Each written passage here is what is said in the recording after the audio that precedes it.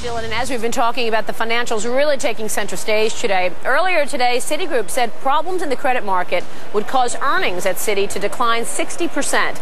But CEO Chuck Prince also said things will return to normal in the fourth quarter. So is it the time now to buy financials? Let's bring in Donald Cox. He's global portfolio strategist with BMO Financial, along with Venita Phillips, who helps manage $2 billion of equities at Cantlay Trust. Nice to have you both with us. Welcome to the program. Hi. Thank you. Venita, let me kick it off with you. Tell me what you've been doing with the portfolio in terms of financials. Have you been snapping up any new names or putting new money to work here as we've seen some moves upward?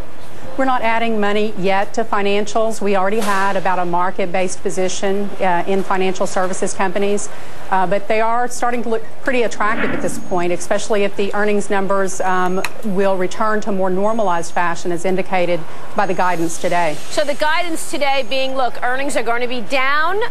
We're going to see the impact of subprime and the mortgage slowdown impact earnings for the next quarter. To you, that means the worst has been seen. How do you perceive that comment? Well, we don't think the volatility is all over in financial services, but certainly given that at least we know about what to expect from companies like Citigroup. You had about a week ago Goldman Sachs coming out and basically pulling a rabbit out of the hat with some fantastic numbers. While we think that that's an anomaly, certainly the Citigroup guidance today saying it's, the worst is contained. This is what it looks like. We've looked at September trading information, trading numbers, and it's returning to a more normalized, predictable pattern, and the market pays for predictability of earnings. All right, Don, how do you view things? You're on the sell side there. Are you seeing interest increasing in financials? No. I think the animal here isn't the rabbit, it's the cockroach. It's the single cockroach theory that if you get one bad announcement by Citigroup, that's all the bad news. Look, gold is at a new high. The dollar's at a new low. Oil's $80. The best performing groups in the third quarter were oils and base metals and golds. This is not a financial type market. They've been underperforming all year. And when they're in a bad market, they trade on their balance sheet, not their income statement. What we still don't know is what their balance sheets are worth, because they got all that crummy paper in there that never traded in the open market that they're valuing by models. And so there's got lots more of this to work out.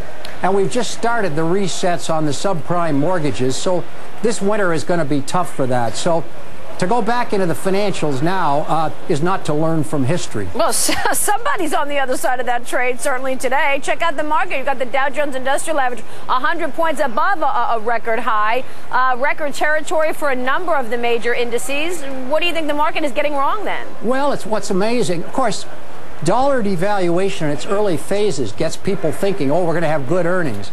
But it always ends up in some kind of crisis. I mean, Bill Clinton was right that a strong dollar is a good thing.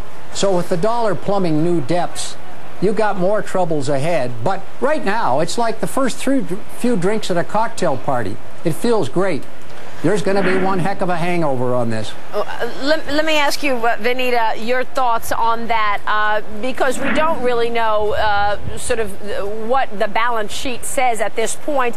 And meanwhile, I'm getting an email right now from Rich Peterson over at Thomson Financial. Performance since the end of August. Goldman Sachs up 26%. Bear Stearns up 16%. Lehman up 16.5%. Deutsche, JP Morgan, UBS, Credit Suisse, Morgan City, Merrill, Barclays. Across the board, we're talking about gains between about 0.5% and 26%. Is it warranted? Nowhere near what the Golds did in the same period, Maria. And eventually, that is what Trotsky called an unprincipled alliance. It's got to break up. One side or the other will win. I'm betting on the golds, the base metals, and the oils. Venita? You can have the financials. Well, we certainly like some of the areas that he's discussed. We don't think it's all bad for the financials. Certainly, if you're in a position to run a company like Citigroup and you have the opportunity to have a really bad quarter that the whole market is expecting, I believe that you would probably look very seriously at your balance sheet and wash out everything that needed to be washed out and come out next quarter swinging with some really nice numbers. And I think that that's what we're going to have. Well, we'll see about that. Good to have you both with us. Thanks so much for your insights. We so appreciate it. We'll see you soon.